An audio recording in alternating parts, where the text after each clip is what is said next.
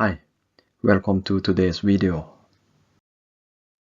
The British Prime Minister Theresa May and the President of the European Commission Jean-Claude Juncker had yesterday come to an agreement over changes of the Brexit deal.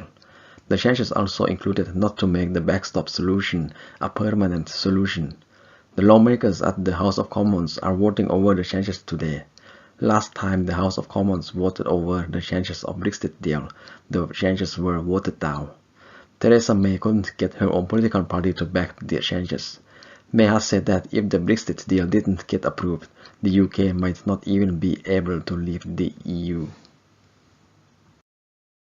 Germany industrial production month-over-month fell by 0.8% from January to February.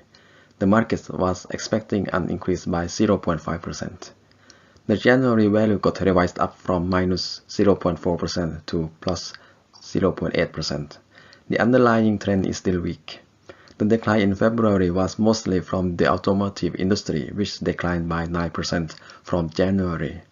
The decline in automotive industry should be seen in context with the strike at a plant in Hungary of German car maker Audi.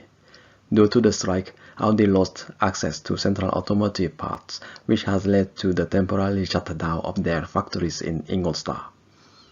Keeping the automotive industry from the numbers, the industrial production rose by 0.5%. This was part thanks to an increase in energy output. Also, the production of consumer goods rose. And that's it for today's video.